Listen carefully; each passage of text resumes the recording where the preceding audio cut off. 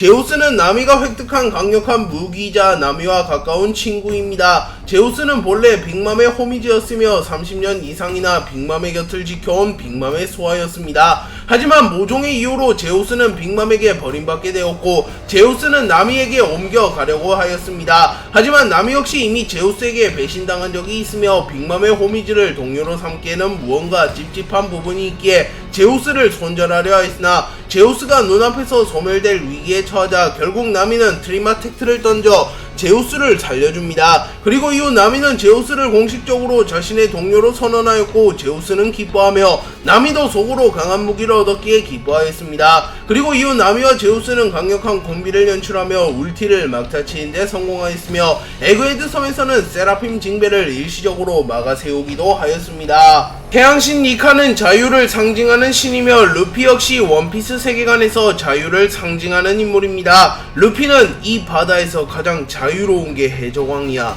라고 말하며 자신의 목표인 해적왕은 지배 따위를 하지 않는 자유로운 왕이라고 말한 적이 있습니다. 또한 로저 역시 나는 지배 따위엔 관심 없다고 라고 말한 적이 있기에 디의 의지, 니카, 조이보이, 해적왕, 루피, 로저 모든 키워드와 자유가 관련이 있다고 볼 수 있습니다. 그리고 루피는 사람 열매 모델 태양신 니카를 각성한 자신의 모습을 보며 이건 내가 가장 자유로운 상태야 라고 말하기도 하였기에 태양신 니카와 자유가 분명 관련이 있다고 볼 수 있습니다. 또한 루피가 가장 자유로운 상태라고 말했기에 기어 피프스가 루피의 최종 모드가 될 가능성이 매우 높습니다. 그리고 원피스 세계관에서 왕처럼 군림하며 세상을 지배하려 하는 인물들로는 천룡인들의 왕 이무와 사왕 티치가 있는데 이들 모두 루피의 최종 보스가 될 가능성이 높은 인물들이며 루피를 가장 위협하는 인물들이기에 루피가 비로소 이무와 티치를 잡아내며 자유로운 세상을 만들어낼 것으로 추정됩니다.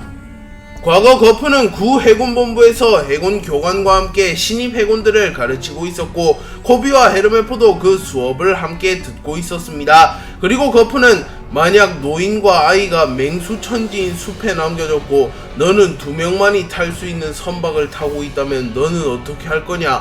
라고 물었고 코비는 제가 보트에서 내리고 2명을 구할 겁니다 라고 말하며 자신의 목숨을 희생하여 노인과 아이를 살리겠다고 말합니다. 하지만 거프는 화를 내며 틀렸다 이 바보야, 살 날이 얼마 안 남은 노인은 버려도 된다 라고 말하며 코비에게 분필을 던져버립니다. 그리고 해군 교관은 당황하며 잠깐 거프 중장 이라고 말하나 거프는 개의치 않고 말을 이어가며 너희들은 대체 뭘 구하기 위해 해병이 된 거냐? 사람의 미래잖냐? 그렇다면 노인보다 너희 쪽이 훨씬 미래가 가치가 있다. 아이와 너희 둘이 살아야 한다 라고 말하며 해군은 미래를 지키는 집단이기에 만약 누군가가 희생을 해야 하는 상황이 온다면 미래가 더 찬란한 인물을 구하며 미래가 얼마 남지 않은 노인을 희생시켜야 된다고 말합니다. 그리고 해군 교관은 몽둥이로 거프를 폭행하며 2번 다시 그런 강의하지 말아주세요. 목숨은 평등하다고요 라고 말하며 사람의 생명은 평등하다고 말합니다. 하지만 거프는 자신의 의견을 굽히지 않으며 젊은이들의 미래는 무한하다 라고 말합니다. 흰수염이 정상결전에서 사망한 이후 흰수염이라는 거대 세력의 보호를 잃게 된 어인섬은 그야말로 무법지가 되었고 인간들은 과거처럼 어인들을 착취하려 합니다. 그리고 징배는 단신으로는 모든 인간을 막을 수 없었기에 사왕 빅맘을 찾아가 수하를 자처한 뒤 어인섬의 보호를 요청했습니다. 그리고 빅맘도 징배 같은 전력이 자신의 수하가 되면 이득이었기에 이를 수락했고 어인들에게 보호를 해주는 대신에 매달 10톤의 과자를 상납하라고 말합니다. 그리고 빅맘은 계약을 성사한 뒤 약속대로 자신의 이름을 빌려주었고 어인섬을 관리하는 인물이 사왕 빅맘이라는 소문이 퍼지게 된 이후에는 더 이상 어인섬을 침범하는 인간이 없어졌습니다. 그리고 이 과정에서 세계정부는 징배를 과거보다 더 위험해졌다고 판단하였고 징배의 현상금을 4억 3,800만 베리로 상승시켰습니다. 루피는 레일리와 2년간 수련을 끝낸 이후 어인섬에서 징배와 다시 재회하게 되었고 징배와 루피는 그 시점부터 사실상 연합하게 되었습니다. 그리고 루피는 사왕을 모조리 쓰러뜨리겠다고 선언하였고 당시 사왕이었던 빅맘과도 대립하게 되었습니다. 그리고 징베는 밀짚모자 일당과 빅맘 해적단이 대립하자 밀짚모자 일당의 편이 되는 것을 결정하였고 빅맘을 찾아가서 빅맘의 수하를 그만두겠다고 말합니다. 그리고 빅맘은 해적이니까 그런 건 마음대로 해라. 하지만 나는 너라는 막강한 전력을 잃은 것이다. 그러니 이에 상응하는 대가를 내놔라. 라고 말하며 소울 열매의 능력을 사용하여 징베의 수명을 빼앗아가려고 하였습니다. 하지만 징베는 빅맘에게 일말의 공포도 느끼지 않고 있었기에 빅맘은 징베의 수명을 빼앗아가지 못하였고 징베도 미래의 해적왕의 동료가 사왕 나부랭이 따위에게 쫄겠냐? 라고 말한 뒤 정식적으로 빅맘의 수하를 탈퇴하고 루피의 동료가 됩니다. 풀보디와 장고는 해군 지원 지부 근해의 배 선장에 와서 부서져 있는 군함들을 보며 브랑뉴에게 무엇이냐고 물어봅니다. 그리고 브랑뉴는 군함백이라고 말해주었고 장고와 풀보디는 군함백이 뭐냐고 묻습니다. 그리고 브랑뉴는 샌드백 대신에 이 배 선장에서 군함 장갑을 마구 두들겨 팬 흔적이다 라고 말하며 누군가가 샌드백을 대신하여 군함을 샌드백처럼 사용했다고 말합니다. 그리고 풀보디와 장고는 매우 놀라며 도대체 누가 그런 짓을 하냐고 물었고 브랑뉴는 젊었을 적 거프 중장 몇십 년의 일과지 지금도 마찬가지고 라고 말하며 군함백을 사용한 장본인은 거프라고 말합니다. 참고로 거프는 돈칭자오를 잡아내기 위하여 산을 샌드백 삼아 훈련을 한 적도 있습니다. 그리고 풀보디는 두 척 있는데 라고 말하며 누군가가 또 군함백을 사용했을 것이라고 추정했고 브랑뉴는 옆에 있는 건 중장의 제자 전직 대장 아오키지 라고 말하며 아오키지 역시 군함백을 사용했다고 말합니다. 그리고 브랑뉴는 팩이나 능력을 쓰지 않는 게 군함백의 규칙이라고 말하며 거프와 아오키지는 순수 신체 능력만으로 군함을 찌그러뜨렸다고 말합니다. 그렇기에 거프와 아오키지는 팩이의 능력이 없더라도 인간의 범주를 넘어선 초인이라고 볼 수 있습니다. 그리고 브랑뉴는 영웅들의 강함은 선천적인 게 아니다 라고 말하며 거프와 아오키지의 강함은 노력으로부터 비롯된 것이라고 말합니다.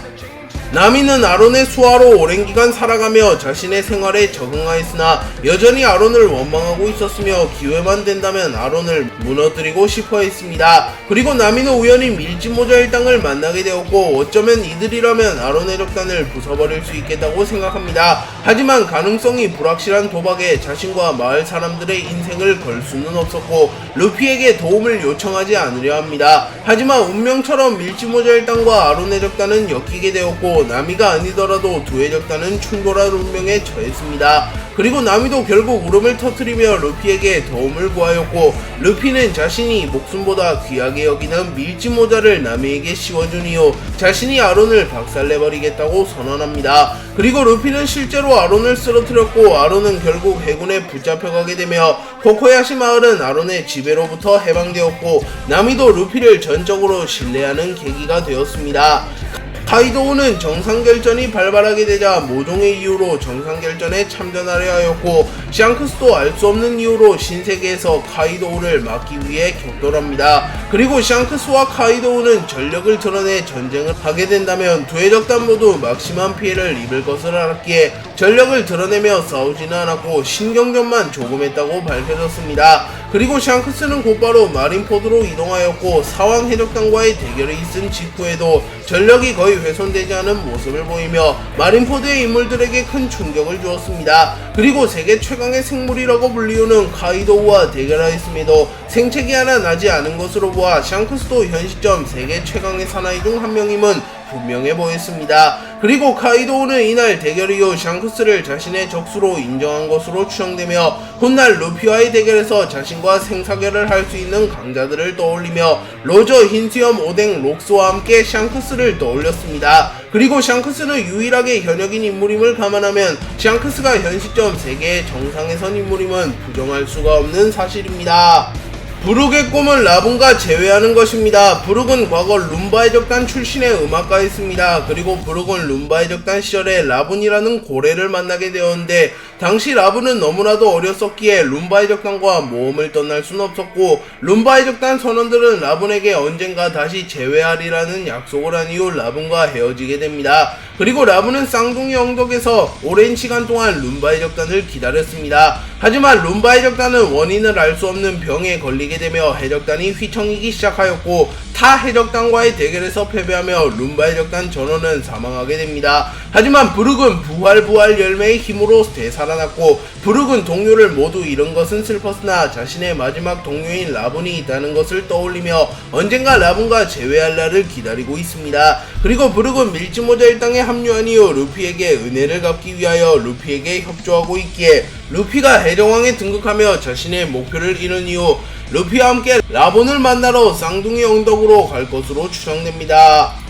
흰수염 해적단의 구성은 아버지인 흰수염과 아들인 선원들로 구성이 되어 있습니다. 하지만 예외적으로 흰수염은 동생을 영입한 적도 있는데요. 흰수염은 우연히 와노쿠니에 들렀다가 오뎅을 만나게 되었고 오뎅은 자신을 흰수염 해적단에 넣어달라고 말합니다. 하지만 흰수염은 벼양색 패기를 지닌 인물은 누군가의 밑에 있으며 화를 부를 수도 있으며 오뎅은 한나라의 왕족이기에 왕족을 데리고 모험을 떠날 순 없다고 말하며 오뎅의 제안을 거부합니다. 하지만 오뎅은 특유의 똥꼬집을 부리며 흰수염을 끈질기게 쫓아다녔고 결국 흰수염은 간단한 테스트를 본 이후 오뎅을 자신의 해적단에 영입합니다. 그리고 흰수염은 이때 오뎅에게는 아들이라고 부르지 않으며 형동생하는 사이가 되자고 말하며 오뎅을 동생이라고 불렀습니다. 그리고 오뎅도 흰수염을 형이라고 불렀고 흰수염 해적단은 선원들은 졸지에 삼촌이 생겨버렸습니다. 하지만 마르코를 포함한 흰수염 해적단의 선원들은 오뎅을 보고 삼촌이라고 부르진 않았고